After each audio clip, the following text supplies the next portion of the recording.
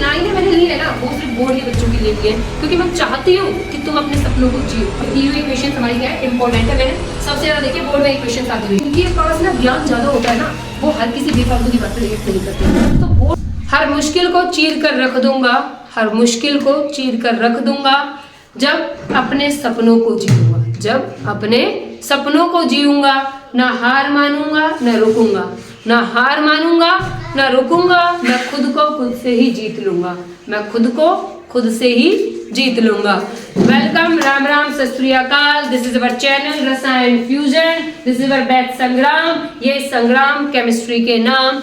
जो आज की लाइनें मैंने ली है ना वो सिर्फ बोर्ड के बच्चों के लिए ली है, क्योंकि मैं चाहती हूँ कि तुम अपने सपनों को जियो, और अपने सपनों को जीने के लिए पहले अपने आप से लड़ना पड़ेगा।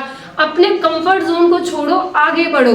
जब तक अपने कंफर्ट जोन में रहोगे ना किसी अचीवमेंट को नहीं पा सकते। सक्सेस के लिए ना अपने आप को रगड़ना पड़ता है, रगड़ोगे उतना ही चमकता है सोना भी और हीरा भी। पहले देखो, पहले चांदी होती है, सिल्वर, ठीक है। हम सिल्वर और गोल्ड को ना सबसे मेटल्स के अंदर ना सबसे लीस्ट रिएक्टिव में रखते हैं। क्यों? क्योंकि जिनके पास ना ज्ञान ज्यादा होता है ना वो हर किसी बेफालतू की बात पर रिएक्ट नहीं करते हैं। तो बोर्ड तक अपने ध्यान को सिर्फ अपनी पढ़ाइयों की तरफ कॉन्सेंट्रेट करो। So my dear student, I am your mentor, your teacher, your good friend, your Lakshmi Dhankar. So आज हम स्टार्ट करेंगे बैलेंसिंग इक्वेशन। कुछ एनसीईआरटी के एग्जांपल्स हम करेंगे जिसमें हम वर्ड इक्वेशंस मैंने लिखी हुई है, यही तरीके से बोर्ड में इक्वेशंस आएंगी। इन इक्वेशंस में आपको बैलेंसिंग भी करनी है, वर्ड को स्केलेटन में भी चेंज करना है, और फिर इनको पेपर के अंदर लिखना किस तरीके से, जो मैंने कल आपसे बात कही थी अपने लास्ट वीडियो के अंदर, आप उसे देख सकते हैं कि एरो के नोटेशन के ऊपर बहुत नंबर कटते हैं। मैंने आपको बताया था कि मैं तो एरो को नोटेशन के ऊपर काटती हूँ सेम। अब आपको इस चीज को ध्यान में रखना है और देखो किस हिसाब से मैं लिख रही हूँ। अगर कोई डाउट हो तो मेरे को कमेंट सेक्शन में लिख के भेज सकते हो, ठीक है। सो चलिए हम करते हैं शुरू। So first equation is zinc. हाँ, बहुत से बच्चे बोलते हैं जिंक, जिंक नहीं है, इट्स जिंक। क्या है ये? जिंक।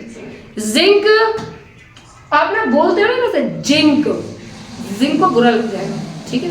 तो इस चीज को ध्यान रखना। जैसे मैं तुम्हारा नाम हो, अब हमारे पास है उज्जवल, एक बच्चा है हमारा, ठीक है। अगर मैं उस उज्जवल को उज्जवल तो कैसा लगेगा, ठीक है।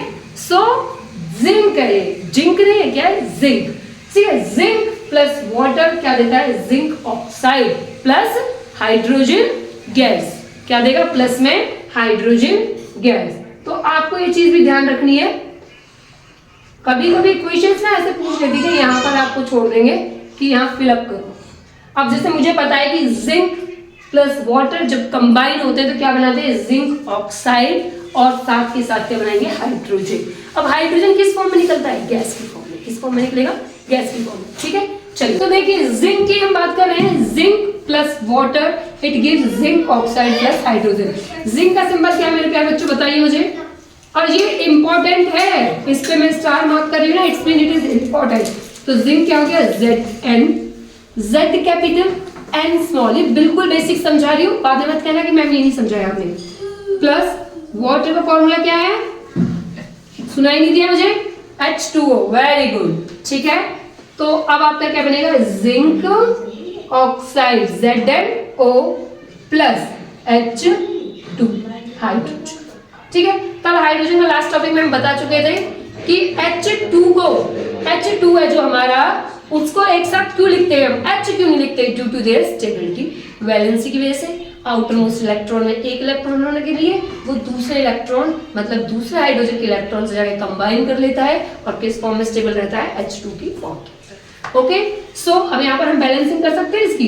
बताओ मुझे, क्या कोई दिक्कत है? Zn सिंगल है इधर, Zn इधर भी सिंगल है, ऑक्सीजन सिंगल है, ऑक्सीजन सिंगल है, हाइड्रोजन दो, हाइड्रोजन दो, तो it's mean it is already balanced. तो इसका मतलब क्या है? ये ऑलरेडी क्या है आपकी? बैलेंस्ड है, ठीक है।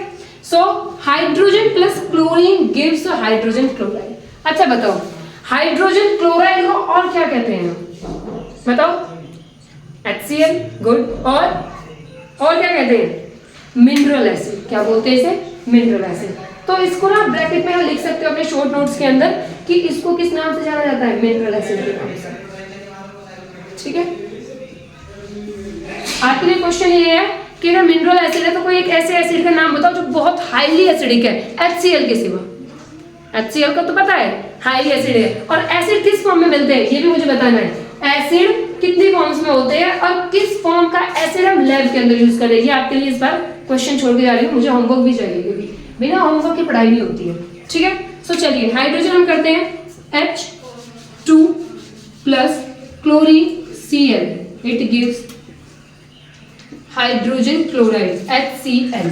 ठीक है, अब क्लोराइड का मतलब Cl भी किस फॉर्म में है, 2 की फॉर्म में है।